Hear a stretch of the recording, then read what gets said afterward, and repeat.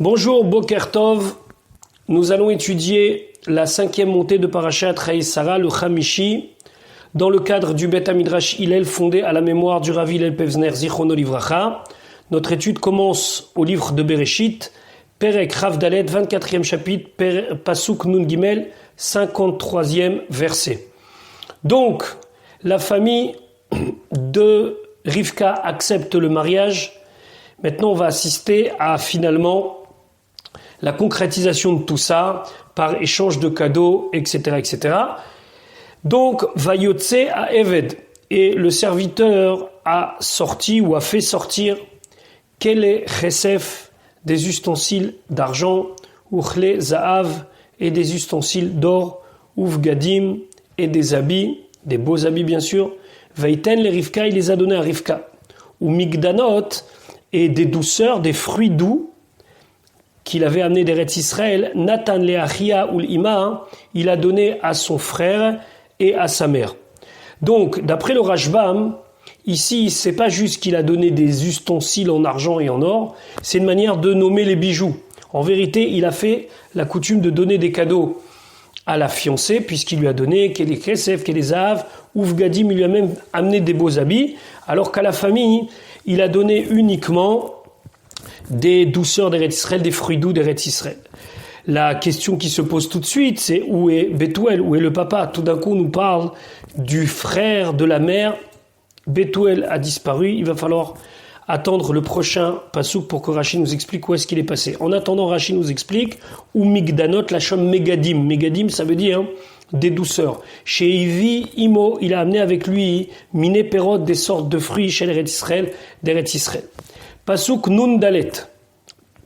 Vayochelu vaishtu, ils ont mangé, ils ont bu. Ou Ve'anashim Asherimo, lui, avec les gens qui étaient avec lui. Rappelez-vous, dans un des shiurim précédents, on a vu qu'il était venu avec 10 personnes pour que ces 10 personnes puissent faire la cérémonie de Nisouin. Vayalinu, ils ont passé la nuit. Et lorsqu'on dit Vayalinu, ça veut dire une nuitée. Vayakumu Baboker, ils se sont levés le lendemain. Vayomer, et le Eliezer a dit aux proches de Rivka, Shalechuni, envoyez-moi, laissez-moi partir, la Adoni à mon maître.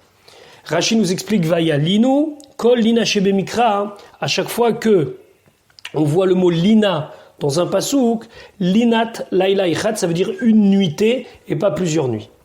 Ok. Et là, il y a un changement, parce qu'on va s'apercevoir que les proches de Rivka vont décider de garder Rivka. Donc là, si on voit un petit peu ce qui s'est passé, c'est véritablement une cérémonie presque de mariage, entre guillemets. Elle a reçu des cadeaux, ils ont fait un repas, donc normalement tout est scellé. Et là, surprise, Pasuk Nunhe, Vayomer Achia Veima, son frère et sa mère ont dit, Teshev Anahara Itanu, que la jeune fille reste encore avec nous, Yamim. Yamim, si on veut traduction littérale, c'est des jours, mais en vérité, c'est un an. On va voir pourquoi Rashi nous montre par la logique que c'est un an, ou Assor, ou au moins 10 mois, Achar Teler, et après, elle pourra partir. Donc ici, qu'est-ce qui se passe? Ici, elle est Mekoudeshet, ça veut dire qu'elle est sanctifiée, elle est déjà réservée à Yitzhak, et l'habitude avant, c'était qu'entre le moment où elle était réservée et le moment où la jeune fille allait vivre avec le mari, elle pouvait encore rester un an, ou même au moins 10 mois chez sa famille. Donc a priori, leur demande, elle est légitime. Maintenant, on va voir pourquoi et comment Eliezer va devoir réagir à cela. Mais en tout cas, ici Rashi, d'abord va nous répondre à une question qu'on se pose. Où est Bethuel? Encore une fois, c'est son frère et sa mère qui parlent. Où est le père? Rashi, Vayomer Achia Veima, son frère et sa mère ont dit, où Bethuel et Chanaya, et Bethuel, il est où? Ou Ayarotse Leakev, c'est lui qui voulait empêcher la concrétisation du mariage.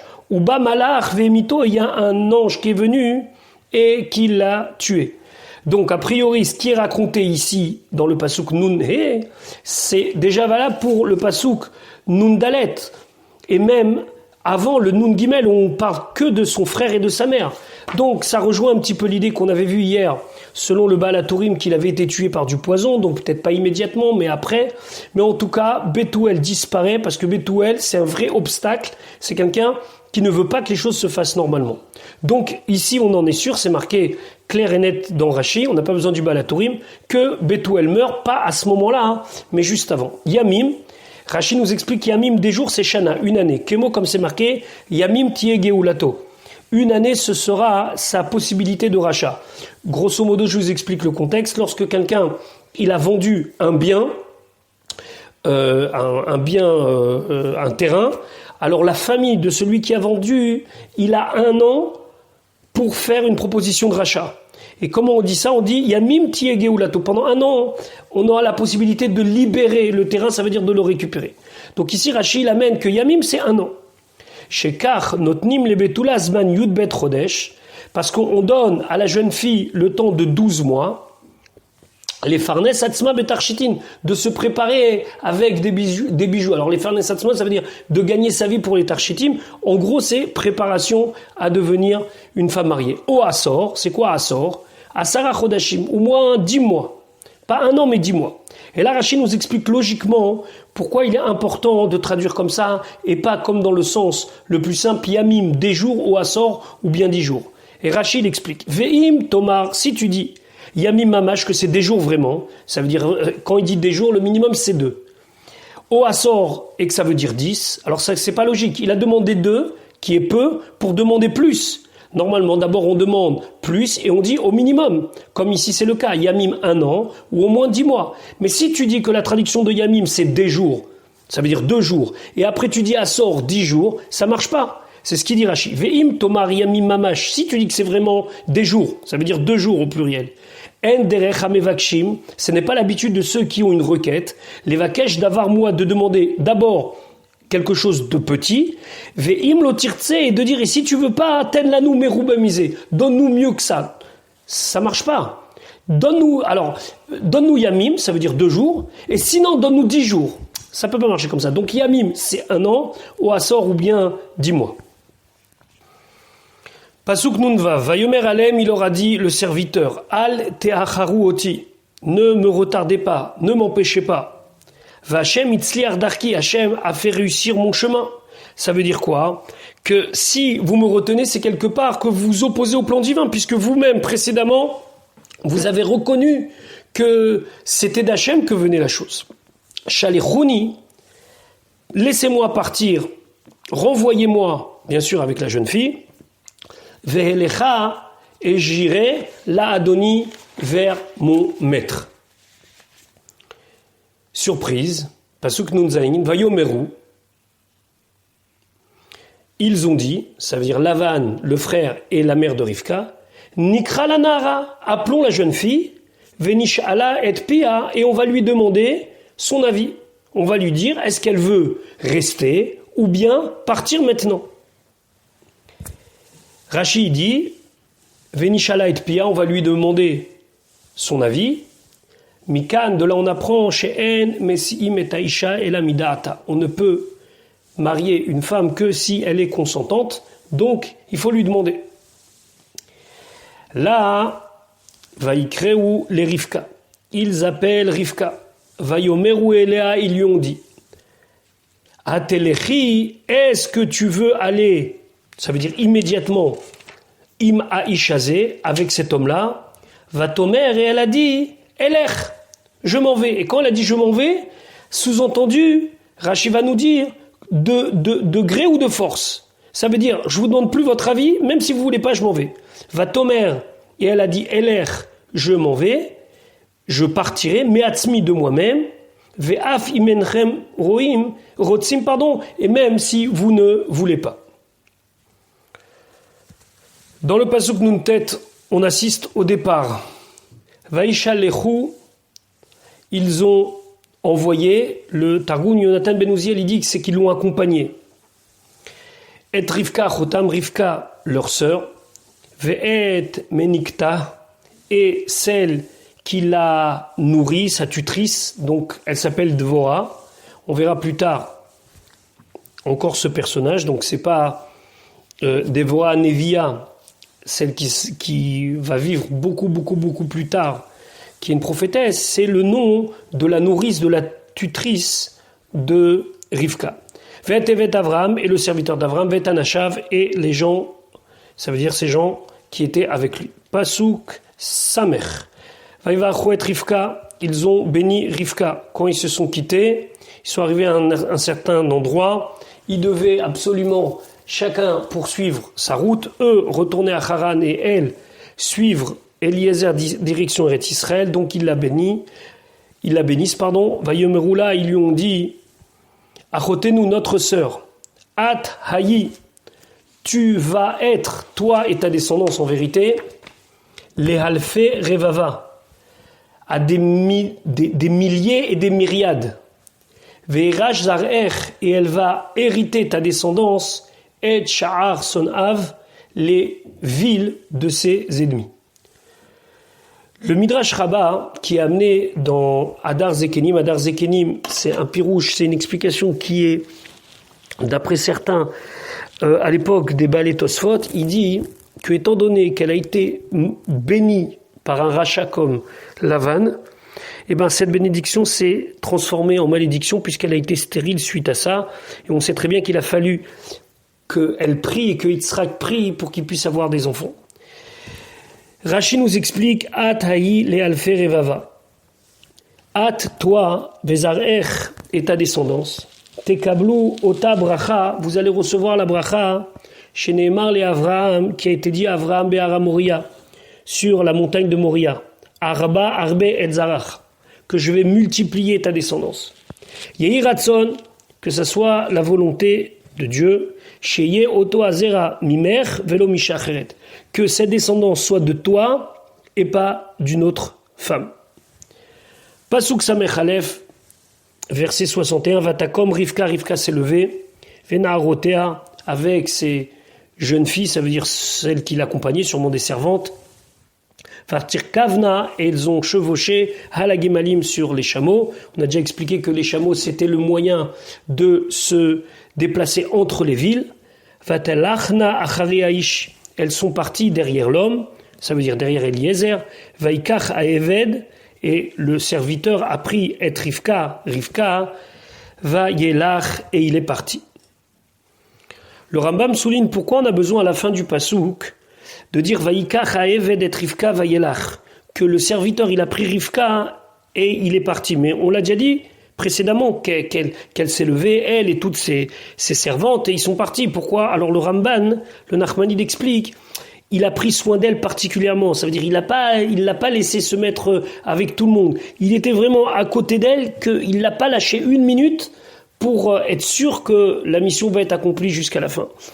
Le Pirkei de Rabbi Eliezer explique que de la même manière qu'à l'aller, il a eu Kfitsat Haderer, le chemin s'est raccourci sur ses pieds, c'était aussi le cas au retour, tout simplement parce que la nuit, il voulait pas avoir de problème de s'isoler avec une femme, etc., donc il fallait qu'il arrive avant la fin de la journée, c'est ce qui s'est passé, il y a eu Kfitsat Haderer, et le chemin de Haran à Hebron, qui normalement prend 17 jours, a pris, d'après le Pirkei de Rabbi Eliezer, 6 heures. Nous allons assister maintenant à la rencontre entre Yitzhak et Rivka. Pasuk Samerbet, donc 62.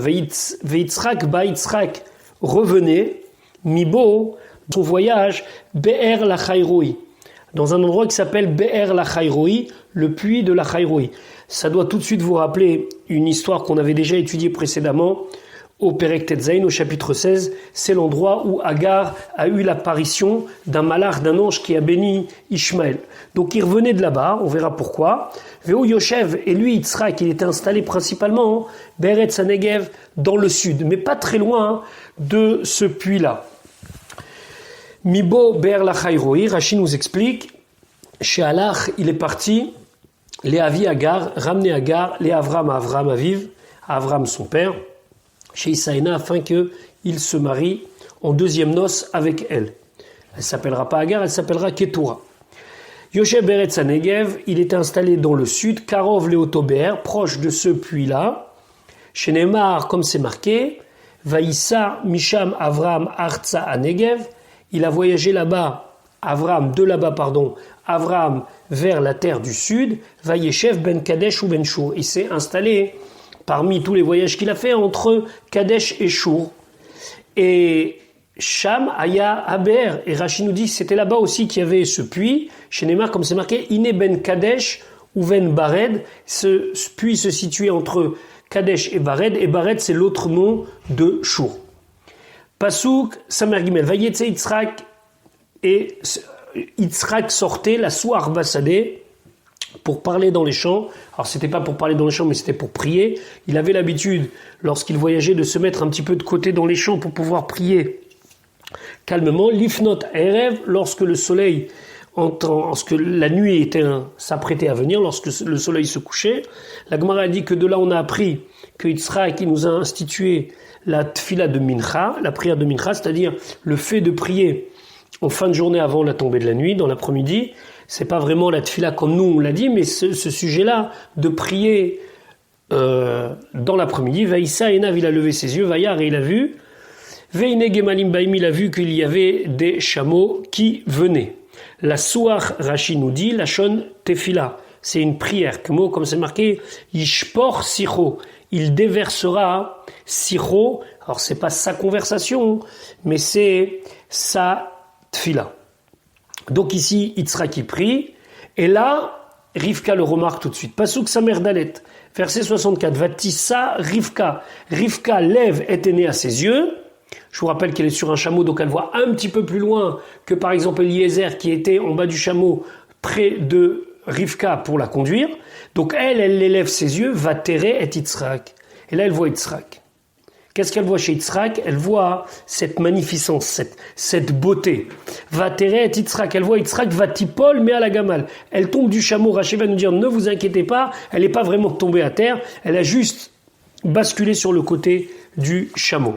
Mais en attendant, qu'est-ce qu'elle voit? Elle voit un homme beau, magnifique comme ça, elle est sûre que c'est quelqu'un d'important. Le Gourarié dit, elle n'a pas regardé la beauté physique, elle a regardé la prestance de Yitzhak, et donc elle s'est demandé, mais qui est cet homme si magnifique? Vatere et Yitzhak, elle a vu Yitzhak, Rashi, Ra'ata Oto, elle a vu Adour, qu'il était magnifique. Ve Toha, ou bien Ve Tam'a, ça veut dire qu'elle était, bouche bée comme ça, elle était stupéfaite, Mipanav devant lui. Quand elle l'a vu, elle savait pas comment réagir. Alors, Vatipol, elle est tombée. Attention, Rashi nous dit, c'est pas qu'elle est tombée, c'est simplement Ishmita Atzma la Haaretz, elle s'est faite glisser à terre. Ketargumo, comme le Targum ils disent, Ve'it Karinat, ça veut dire Iteta Atzma la Haaretz, elle s'est penchée vers la terre, elle est encore assise sur le chameau, elle n'est pas tombée, mais elle se met de côté, donc elle a dû faire glisser un petit peu la selle pour se mettre de côté. Velo Igia Dakarkar, mais Rashi dit, elle n'est pas tombée jusqu'à la terre, elle n'est pas tombée par terre. La même chose que mot comme c'est marqué Hatina Kader, lorsqu'il lui demande de pencher sa cruche, le Tirgum Onkelos, la traduction en araméen dit Arkini. Arkini, ça veut dire pencher. Par exemple, il y a un autre pasuk dans Télim, c'est marqué Vayet Shamaim. Vayet Shamaim, comment on traduit Veharkin? Veharkin, ça veut dire le fait de muta la haaretz, pencher vers la terre, mais pas complètement tomber. Vedomelo, la même chose, c'est ki yipol lo yutal. Lorsqu'il tombe, d'accord? Klomar, imiatelar, et s'il va pencher vers la terre, lo yagia adakar, car il ne va pas complètement tomber. Ça, c'est le sens du pasuk ki yipol lo yutal. Donc voilà, première rencontre, mais là, elle ne sait pas qui est cet homme. Pasuk sameche, vatomer el haeved, elle dit à l'esclave, Mihaïch alazé, qui est cet homme-là, à Oler Bassadé Likratenu, qui va dans le champ à notre rencontre, Vayomer à Eved, le serviteur a dit, ou Adoni, c'est mon maître, Vatika Chatsaïf, donc elle a pris un tissu, elle s'est couverte, donc elle a pris un voile, pour être plus exact, Vatika Chatsaïf, c'est un voile, Vatitkas, et elle s'est couverte, elle se couvrit. Donc, c'est quoi alazé? Alors là, c'est une petite règle grammaticale. On a remarqué que alazé, c'est toujours employé quand c'est une vision de loin. Mais quand on est près de la personne, on dit hazé. Par exemple, c'est une explication du Rashbam. Par exemple, dans la Megillat Esther, on dit Aman ara hazé. Au bout d'un moment, Esther, elle intervient. Et Achashverosh lui demande mais qui veut ta peau? Elle dit Aman ara hazé. Mais comme ils sont au festin que Esther a organisé, elle dit celui-là parce qu'il est là. Mais quand c'est une vision lointaine, on dit halazé comme quelque chose de lointain. Alors là, un petit Rashi grammatical, vatitkas, c'est elle se couvrit. Alors ici, dans cette action-là, c'est une forme du verbe qui s'appelle, Rashi va nous dire, le hitpael. Dans le hitpael, il y a deux choses. Il y a un acte, et cet acte, il entraîne que le sujet subit aussi l'acte. Ça veut dire, quel est l'acte ici? Elle s'est couverte avec son voile. Et automatiquement, elle a été couverte. Donc ça, c'est le hitpael. Il y a deux choses. Elle se couvre, et elle devient automatiquement, comme elle a fait l'acte de se couvrir, elle devient couverte. Kmo, Rashi donne un exemple. Alors, Rashi l'explique, pardon. Sameche, vatitkas, elle fut couvrie. La shonit pas elle. Ça veut dire, comme je vous l'ai expliqué, c'est sa forme qui veut dire qu'elle a agi et finalement c'est elle qui a eu les conséquences de son acte. Kmo, vatikaber, vatishaber. Ça veut dire que c'est quelque chose où la personne elle est passive et elle subit l'acte. Vatikaber, elle fut enterrée. Vatishaber, elle fut cassée d'elle-même. La vatitkas, elle se recouvrit. Mais comment elle se recouvrit? Par le fait qu'elle-même, elle a mis son voile. Nous continuons. Samerva vaïsaper aeved le Yitzhak et kol adevarim asher asa. Vaïsaper aeved l'homme, l'esclave, le serviteur a raconté le Yitzhak à Yitzhak et kol adevarim, toutes les choses asher asa qu'il a fait. C'est quoi toutes les choses qu'il a fait? Il lui a dit tout simplement tout ce qui s'est passé d'extraordinaire. Gilalo nissim shenasulo. Rashi nous dit, il lui a raconté, il lui a dévoilé les miracles nissim shenasulo qui lui ont été faits. Par exemple, chez Kaftsalo Haaretz, que la terre s'est rétractée, il a eu un retrécissement du chemin. Chez Nizdamnalo Rivka Betfilato, et que Rivka s'est présentée, est apparue à lui grâce à sa tfila. Pasuk Samerzain. Vayeviea Yitzhak à Ohela, et Yitzhak l'a amené vers la tente. Quelle tente? Saraïmo, la tente de Sarah sa mère, qui donc avait quitté ce monde. Vaikach et Rivka, il prit Rivka, Vatehi lo leisha, et ce fut sa femme. Vayehaveha, il l'aimait. Vainachem Yitzhak achareimo, et Yitzhak fut consolé de la perte de sa mère. Ok. Rashi explique la forme, elle nous paraît un petit peu alambiquée. Au début, on nous dit Vayeviea haoela, et après, on nous dit Sarah imo, Sarah sa mère. Alors, comment ça marche? On va voir que Rashi va dire que l'arrivée de Rivka dans la tente de Sarah va provoquer quelque chose d'extraordinaire. Rashi, haoela Sarah imo, Veyeviea haoela veare isara imo. C'est pas seulement que de manière géographique, il l'a amené dans la tente. Et la tente, c'est la tente de sa mère, c'est pas que ça. Vayeviea veare isara imo. Lorsqu'il l'amène dans la tente, c'est Sarah sa mère. Klomar, c'est-à-dire Venaasit dugmat Sarah imo. Elle est tout de suite devenue comme sa belle-mère, comme Sarah imo, comme Sarah, sa mère, la mère de Yitzhak. Ça veut dire qu'il y a eu quelque chose qui s'est passé et qui a fait que Rivka, finalement, elle a pris la place de Sarah parce que ce qu'il y avait à l'époque de Sarah, il y a eu au moment où Rivka est rentrée dans cette tente. Pourquoi? Chez Kolzman, chez Sarah Kayemet, que tout le temps où Sarah existait, Haya Ner Dalouk, Mierev Shabbat, l'Erev Shabbat. Il y avait une lumière qui était allumée de la veille de Shabbat à la veille de Shabbat. Ça veut dire que quand elle allumait les nérotes, ça brûlait pendant une semaine. Je vous rappelle qu'à l'époque, les nérotes, c'est notre électricité. C'est pas juste comme ça. Ça veut dire que la bracha de Erev Shabbat, du vendredi, elle est là pour toute la semaine. Deuxième chose, Uvracha Metsuya Beisa. Il y avait une bénédiction particulière dans sa pâte qui prenait tout de suite forme, qui était bonne, qui était nombreuse, etc., etc. Ve'anan Kashur Alaoel. Et il y avait une nuée au-dessus de sa tente. Ou Mishemeta, et lorsque Sarah a quitté ce monde, Pasco, tout ça s'est arrêté. Ou Keshebat Rivka, et lorsque Rivka est arrivée, Chazrou, tout est revenu. Le nerf d'Alouk, la lumière allumée, la bracha dans la pâte et le Hanan. Donc, Rashi nous dit, c'est pas juste que elle a occupé la tente de Sarah, la mère de Yitzhak, mais vraiment, elle a pris vraiment sa place et tout ce que spirituellement et tous ces miracles-là qui avaient lieu sont revenus. Achareimo, après sa mère, donc il a été consolé. Derech Eretz, l'habitude du monde. Kozman Sheimo Shel Adam Kayemet, tout le temps que la mère d'un homme existe, Karuch ou Etzla, il est attaché à elle. Ou Mishemeta, et lorsque elle quitte ce monde, ou mitnachem beishto, il trouve consolation auprès de sa femme. Donc c'est pas véritablement une consolation, mais c'est dans le sens qu'il peut avancer de l'avant. Et c'est ce que Yitzhak va avoir. Je vous souhaite une bonne journée. Be'ezrat Hashem. À demain.